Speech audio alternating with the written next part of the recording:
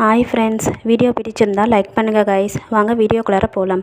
காஷ்மீருக்கு சென்று வந்த பெண் அஜய் அவள் மீது காட்டிய அன்பில் நிலா முழுவதுமாகவே அவனுடன் மனம் ஒன்றி வாழத் தொடங்கிவிட்டாள். எப்போதாவது தான் நிலா இல்லையே என்கின்ற விஷயம் உறுத்தலாக இருந்தாலும் அவன் காதலில் அதை மறந்து கொண்டிருந்தாள். அஜய் அவளை ஒரு புதிய உலகத்திற்கு அழைத்து சென்று கொண்டிருந்தான்.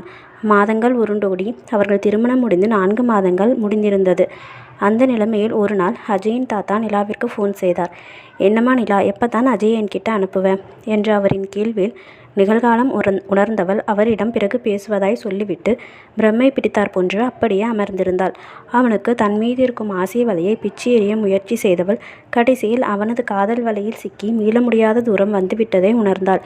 இனிமேல் அஜயே தன்னை பிரிய நினைத்தாலும் தன்னால் அவனை விட்டு இருக்க முடியுமா என நினைத்தவளுக்கு முடியாது என்ற பதிலே விடையாகி வர அதிர்ந்து போனாள். இப்படியே இவனுடன் வாழ்ந்துவிட்டால் என்ன என்று நினைத்தவளுக்கு என்றாவது ஒரு நாள் தன்னை பற்றிய உண்மைகள் அவனுக்கு தெரிய வரும் பொழுது அவனே தன்னை துரத்தி விடுவான் என்றுதான் தோன்றியது. அவன் முன் அவமானப்பட்டு அசிங்கப்பட்டு போவதை அவளால் தாங்கவே முடியாது. அதற்கு அவனை பிரிவதே மேல் என முடிவு செய்தாள். ஆனால் அவனுக்கு அவள் மேல் காதலோ காமமோ எதுவுமே குறைந்ததாகவே அவளுக்கு தோன்றவில்லை. மாறாக அனுதினமும் அதிகரித்துத்தான் கொண்டிருந்தது. கண்களில் காதலோடு தன்னை நாடும் கணவனை நினைத்தவளுக்கு அப்பொழுதும் நெஞ்சுக்குள் இணைத்தது. தலையை உதறி அந்த எண்ணங்களையெல்லாம் விரட்டியவள் அடுத்து என்ன செய்வது என யோசிக்கத் தொடங்கினாள். 1 வாரம் கடந்திருந்த நிலையில் அன்று மிகவும் களைப்பாக இருந்ததால் ஆஃபீஸிலிருந்து மதியமே வந்து விட்டிருந்தான் அஜய். தலைவலியாக இருக்கவே மாத்திரையை தேடியவன் அது கிடைக்காமல் போகவும் நிலாவிற்கு ஃபோன் செய்து கேட்டான். அவள் மாத்திரை இருக்குமிடம் கூறியதும் அதை தேடி எடுக்கும் பொழுது அதனுடன் வேறு மாத்திரைகள் பல கொண்ட அட்டைகளை கண்டான். அதில் பல மாத்திரைகள் சாப்பிடப்பட்டும் இருந்தது. அது என்ன மாத்திரை என்று புரியாமல் மொபைலில் சர்ச் செய்து பார்த்தவனுக்கு உலகமே இருண்டது போல் தோன்றியது. ஏனெனில் அது கருத்தடை மாத்திரை. அதை எதற்காக நிலா உட்கொள்ள வேண்டும் அவனுக்கு புரியவில்லை. அவள் செய்த காரியத்திற்கு கோபமாய் வந்தது. உடனே அவனுக்கு ஃபோன் செய்து வர செய்தவன் அவள் முகத்தில் அந்த மாத்திரைகளை தூக்கி எறிந்தான். என்னடி இதெல்லாம்? அவள் சிறிது நேரம் அதிர்ச்சியில் உறைந்தாள். அவள் கன்னத்தில் ஓங்கி அறைந்தவன் கேட்ட கேள்விற்கு பதில் சொல்லி என்றான். இல்லை அஜய், அது என்று தடுமாறியவள் அவன் மீண்டும் அடிக்க வர அவன் கையை தடுத்து, அஜய் போதும், இந்த அடிக்கிற வேலையெல்லாம் இனிமே வேண்டாம். இப்போ என்ன, நான் எதுக்கு இந்த டேப்லெட் சாப்பிட்டேன்னு தெரியணும், அவ்வளோதானே? சொல்கிறேன், நல்லா கேட்டுக்கோங்க. நீங்கள் எனக்கு தெரியாமல் என் கழுத்தில் தாலி கட்டினீங்கல்ல, அதுக்கு பழிவாங்கத்தான் இப்படி செஞ்சேன். என்ன நிலா சொல்கிற? இதில் எப்படி பழிவாங்கிறது வந்தது? நாம் வாழ்ந்த வாழ்க்கைக்கு இந்நேரம் நான் இந்த டேப்லெட் சாப்பிடாமல் இருந்திருந்தா நான் ப்ரெக்னென்ட் ஆகியிருப்பேன். நீங்கள் பண்ணின காரியத்துக்கு என் மூலமாக உங்கள் குழந்தை உங்களுக்கு கிடைக்கவே கிடைக்காது அஜய். இதுதான் உங்களுக்கான தண்டனை. அஜய் உள்ளுக்குள் உடைந்து போனான். இருந்திருந்தும் உன்னை போய் லவ் பண்ணினேன் பாரச்சி. நீ எல்லாம் நிஜமாவே ஒரு பொண்ணாடி. இதுக்கு நீ என் கூட வாழாமலே இருந்திருக்கலாமே. நானும் ஃபஸ்ட்டில் அப்படி தான் நினச்சிருந்தேன் அஜய். ஆனால் நீங்கள் தான் என் மனசை கலைச்சிங்க. எனக்கும் நீங்கள் தேவைப்பட்டீங்க. என்னால் என்னோடய ஃபீலிங்ஸை கண்ட்ரோல் பண்ண முடியலை. அதனால தான் இந்த வழியை உங்களை பழிவாங்கிறதுக்கு நான் யூஸ் பண்ணிக்கிட்டேன். அவள் சொன்ன வார்த்தைகளை அவன் இதயம் ஏற்க மறுத்தது.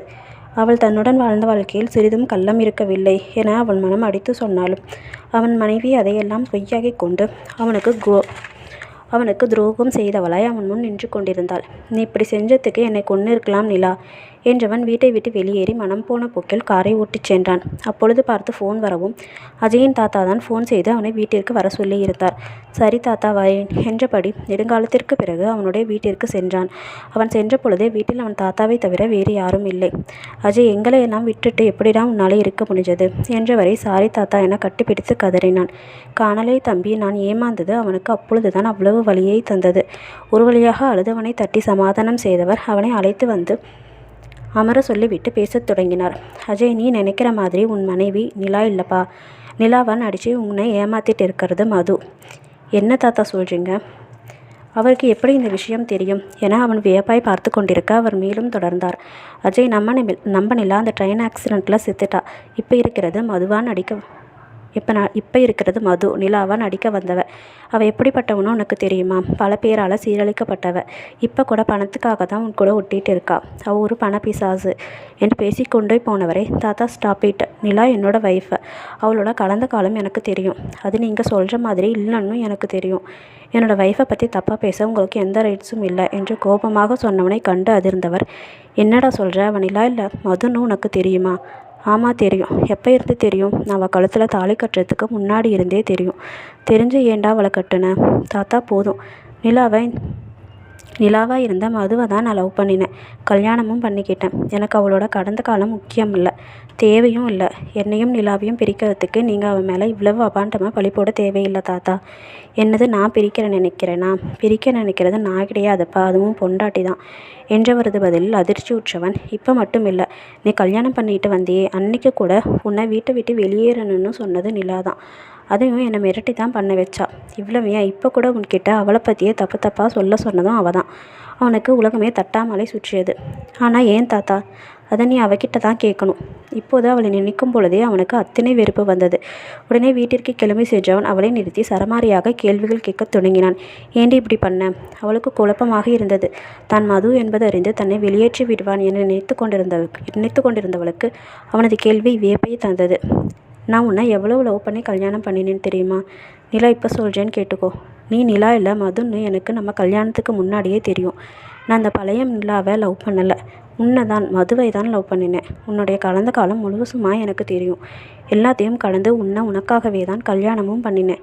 இன்றைக்கி வரைக்கும் உனக்காக, உன்னோட காதலுக்காக தான் வாழ்ந்துட்டு இருக்கேன். ஆனால் நீ எனக்கு கொடுத்ததெல்லாம் துரோகம் மட்டும்தான். உன்னோட இந்த துரோகத்தில் நான் செத்துட்டேன். நான் நீ செஞ்ச எது வேணால் மன்னிப்பேன், ஆனால் நீ என்னோடய குழந்தைய பெற்று தர மாட்டேன்னு சொன்ன பார்த்தியா, அதை மட்டும் மன்னிக்கவே மாட்டேன். நீ கேட்ட பிறவே உனக்கு எந்த நாளும் கிடைக்க போகிறதில்ல. அதுதான் உனக்கான தண்டனை. இனிமேல் என் கண்ணு முன்னாடியே வராத நிலா என்று பேசி முடித்தவனின் வார்த்தைகளில் அவளுக்கு பூமி காலடியில் நழுவியது. அஜய், நான் மதுன்னு உங்களுக்கு தெரிஞ்சும் என்ன கல்யாணம் பண்ணீங்களா? அவன் ஆமாம் என்பது போல் தலையசைக்கவும், உங்களுக்கு கொஞ்சம் கூட என் மேலே அருவருப்பே வரலையா? இல்லடி, நான் உன்னை அவ்வளோ லவ் பண்ணேன், ஆனால் நீ எல்லாத்தையும் குழி தோண்டி புதைச்சிட்டியே என்றவனின் பதிலில் அழத் தொடங்கியவள் அவன் காதலை முழுமையாக உணரத் தொடங்கினாள். ஆனால் காலம் கடந்த பிறகு. ஓகே ஃப்ரெண்ட்ஸ், லைக் பண்ணி கமெண்ட் பண்ணுங்கள். சில் குட்டீஸ், பாய்.